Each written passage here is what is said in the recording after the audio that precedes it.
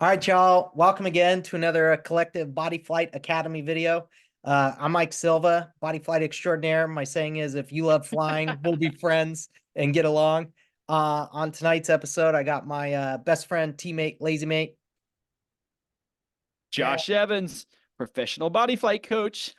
Yeah, and our show again, you guys, is all about progression, improvement, reactions to flight videos in the tunnel, skydiving, otherwise. And we just want to share what we know and talk about body flight to help people be ninjas, Jedis, masters of the sport.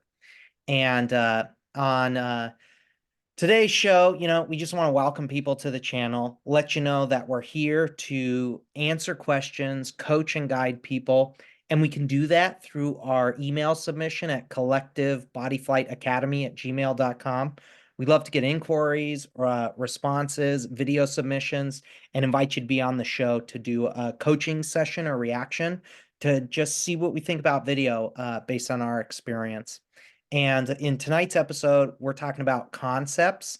And tonight, I wanted to give Josh an opportunity to share and introduce some of his concepts for introducing new students to the wind tunnel and coaching in general. So I think this is critical to improvement in your progression. And I'll kind of let him take it away as if I was a student coming to the tunnel to learn for the first time, what our thoughts are on flying. Josh, what do you think, man? Keep your chin up, Mike. Um, so when I have a new student in the tunnel, I always give them a three concept briefing. I kind of think of these as the foundations of body flight. And these three concepts, they all seem pretty simple on their own. So I'll go into a little bit of detail why I think each one of them is important, and they all feed into and off of each other. And so these three concepts are things that apply across the board. Everything you're going to do in the wind tunnel, from basic belly all the way to head down, flying dynamic, flying VFS, flying freestyle, like these three concepts can kind of be your guide, especially when you're learning new skills. So I always start off, if I meet a new student, I start right here. The first concept is, I call it head and hips. So when you're flying in the wind tunnel, your head and your hips are connected. And when you're not restrained by gravity, when your feet are not planted on the ground, you can move very fluidly. And whichever way your head goes, your hips are going to move the opposite direction. So if your head moves back, your hips are going to go forward and vice versa. So this is why, with a first-time flyer, an iFly instructor or a body flight instructor, this is why they tell people to keep their chin up instead of telling them to arch. Because when you put your chin up, it tricks your body into arching. So it can be very difficult to place your hips in a particular place, especially as a guy. Guys have a tendency to want to arch from the shoulders or from the chest. Oh, And yeah. so to get their hips down, you can trick a student by telling, hey, put your chin up. It makes them arch. And you do this with a first timer. And this is something that you can harness as a body flight student to get your arch dialed in. Or when you start getting into walking in the wind, if you want to go forward, your body is going to follow your hips, but it can be hard Right. to move your hips forward. Think about your head. This is where you live, and it's much easier to position your head. So if I want to walk forward, I go chin back because it pushes my hips forward and it makes me Sure. go forward. Um, and this applies with sit flying. It applies with head down flying, belly fly, back fly. It's all the same. So I know that's something that you also used to teach your students, Mike. Is there anything you want to add to that? I'm just curious, like, right, head and hips in line. I think about your head being the most, like your brain lives in your head, your thoughts live in your head, and that's going to control what else you do. How did you discover that, or what led you to thinking about head controlling the hips? Do you remember a point in time or a student or a scenario that led you to think about that? I mean, I think it goes back to instructing Mm. back at the very beginning of my tunnel flight career. And, I think someone probably told me, hey, you can use this to trick people into arching. And I mean, I think it took a long time for me to realize that that applied across the board. But when you start working with students that are walking in the wind, or especially when you have students that are starting to sit fly, when people are sit flying and their hips are behind their knees and they're trying to adjust the angle of their torso, all of that gets really complicated, but you can simplify it so easily. Thinking about your head is the control stick for the hips. Head goes back, hips go forward. So Love it. that's the first concept. The What second about the second concept, one? Yeah. so it kind of builds off of head and hips. To move in the tunnel, you have to create some sort of angle on the wind. So I just call this concept flats and angles. So you have two types of surfaces when you fly. You have a flat surface, which in the tunnel catches wind and lifts you up.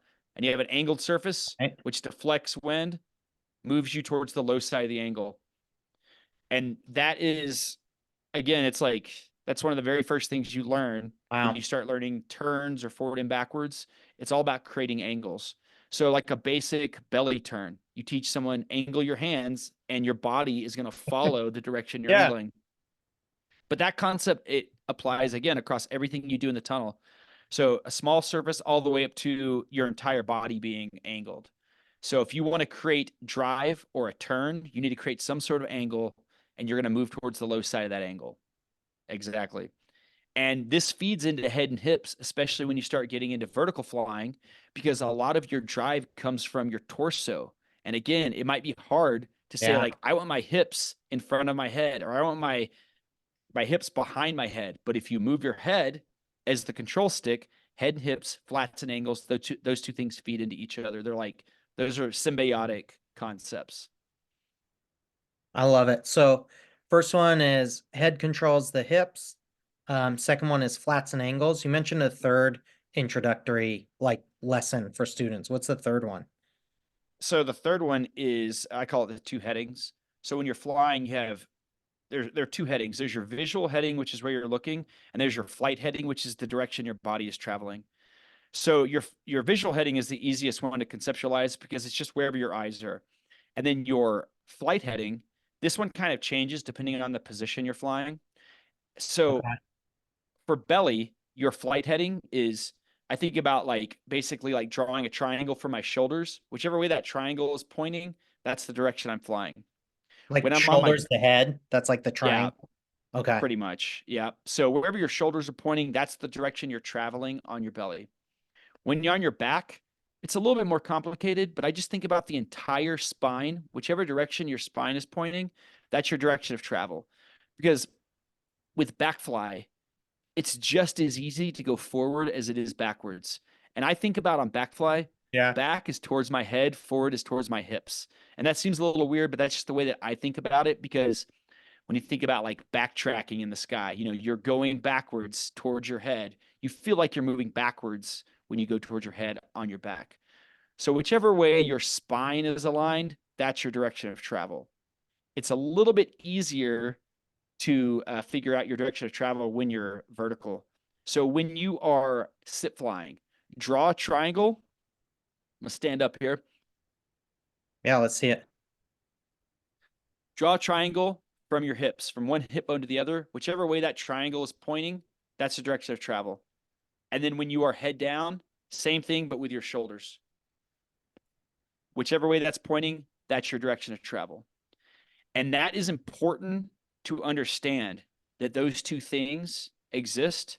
They can exist separately or they can work together. When Sure. you're learning a new maneuver, I feel it's extremely important to lock those two headings together. So you don't want to be doing head switches when you're trying to learn a basic belly turn because it complicates the entire thing. And also, your head and hips are connected. So if you turn your head Oh, one no. direction and you're not aware that you might be doing this, your hips are going to shift the other direction and your hips are where your weight is. So you start falling towards your hips. And this is why you get like a maybe like an intro student doing a 360 in the tunnel and they start falling off to the Interesting. side because they're looking one direction. They're kind of like, oh, I'm turning right. So let me look right. Their hips shift to the left. And then as they turn, they start falling to the left and the turn spirals That's across because the like the tunnel. head controls the hips, is what you're saying. So it messes up the position of the spine. Yeah, it works laterally too. So like if I turn my head, but I also do this and I shift off to the side, my hips are going to go the other direction. So when you're learning a new maneuver, lock those headings together. Look straight ahead, whichever direction you're traveling. So you're doing a 360, just lock your eyes straight ahead. You're trying to learn sit fly, forward and backwards, or turning, lock your eyes straight ahead. And then as you master the maneuver, it's very important to start learning to break those headings apart, because most skydiving and flying, you are going to be needing to look around. Hmm. But you don't want to start by looking around as you're doing a maneuver. This is kind of like, it's like trying to learn to run before you can walk. So if you are, if you're watching a really advanced flyer and you're like, well, I'm just going to copy exactly what they're doing, you're going to be trying to copy years and thousands of hours of experience when the amount of time that you've put in the tunnel Sure. doesn't match that. So it's important to understand that you need to learn these things in a locked off position. Visual heading and flight heading locked together. And then as you master the maneuver, then expand your awareness and start looking around while you're doing this stuff. So as I'm thinking through this, a question I have is like, if I'm a newbie, is this something you're introducing pretty early on? Is this to a first timer? Is this to a skydiver? Is this in general? How are you like deciding when to share this? Or if our listeners are listening, what's like a good insight into like when is this appropriate to start to think about? So with a first timer, I wouldn't introduce all this. I think it's probably a little bit much for someone if they're just doing like, Okay. 2 to 4 minutes. Okay. So with a first timer, which I don't fly with a lot these days, I'm mostly working with people that are ready to go down the body flight path. But if I have a friend come in, I would just give them a basic first timer course and then let them go and kind of experience it as a ride. But as soon as someone comes to me and says, "Hey, I want to do a session in your league," this is the first briefing I give them, Oh, because wow. it makes my job easier because I refer to these concepts so often. I mean, Sure. I just want to be able to say, "Hey, head and hips or flats and angles or flight headings." I want to be able to say Wow. those things and then to know what I'm talking about. But I also, when I give them that briefing, I would tell them that I want them to start watching other people's flying and look for those concepts, because Okay. those things being the basis of flying, one of the reasons that I think that a tunnel instructor gets so good at flying, it's not just because they spend time in the wind, but it's also because you Sure. sit in the control booth and you watch people fly all day. Yes, your eyes are on flying all day.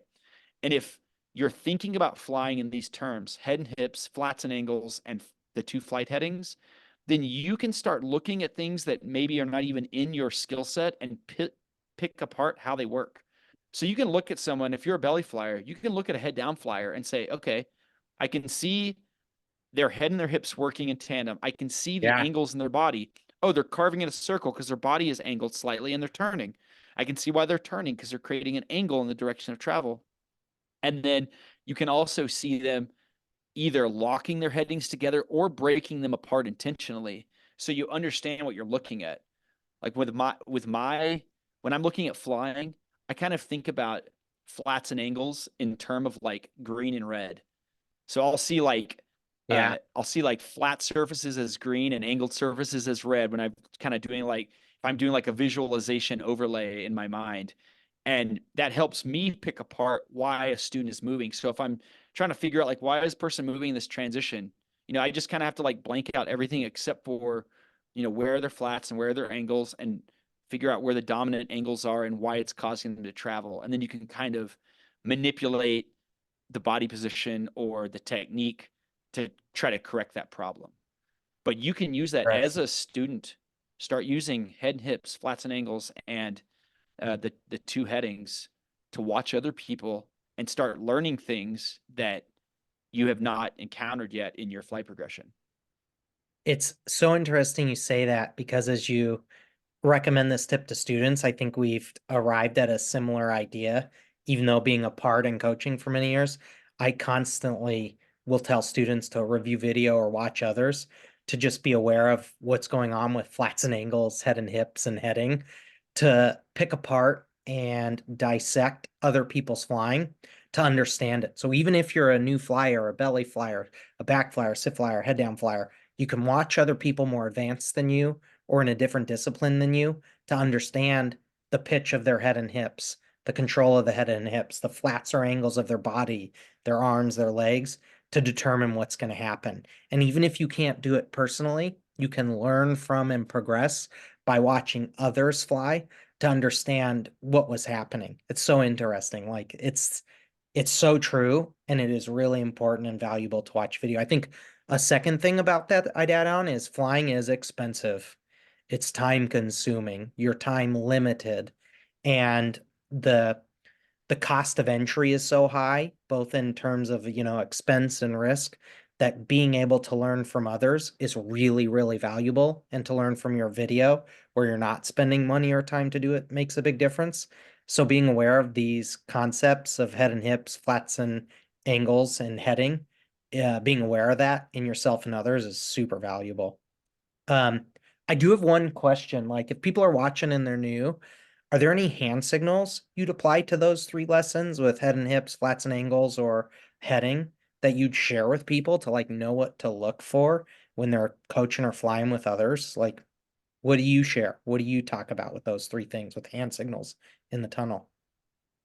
The way I signal those things, head and hips, I work almost exclusively with the head. Like I tell people like, chin back or, Yeah. chin forward. And having given them this briefing, then people understand like, oh, that's like a way to manipulate my hip position. And then flats and angles, I may signal either a flat or an angle, but it's usually like, create an angle with, I'll show them a surface. And then with the headings, where I'll usually use that in training is like if someone's if they're learning a turn and they're turning their head, I'll tell them like, hey, eyes forward. And then if they need a reminder of like where their direction of travel or like their leading edges, I'll draw the triangle. I use that a lot when like doing carving training. So if we're doing head down carving and someone's opening up their leading shoulder, that's a place where you'll see the headings be Okay. off a little bit. Someone might be carving to the right and their shoulder is open, so they're actually traveling this way. So I'll tell them like I'll show them a triangle and I'll tell them like, hey, bring your shoulder around. That's the way that I'll kind of use those things on the fly. Most Okay. of the time, though, I use that like those signals are given or used as reference during the briefing period outside of the tunnel. So, because Okay. it's like In the that's where you prep can phase, really, like pre getting in. yeah, because you can really manipulate the body, and then having people already thinking in those terms before they get in the wind, then you're kind of speaking the same like non-vocal language with the I same love it. like kind of body language when you're coaching and flying. I think it's interesting to share as you talk through this. You and I have maybe have some slightly different ways of saying the same thing. I know for if I'm talking about heading with visuals, I'll say like look this way or look that Oh way or yeah, look this way. Or blade if I your want hand. the body to face away, I'll point out my chest and say face this way or face this way for a difference between look heading and body heading. That's Um, smart. for flats and angles, sometimes I'll say like angle with your arm to say like pitch this way. And why I share this is like Josh and I are talking about the same thing. We just say it in a slightly different way.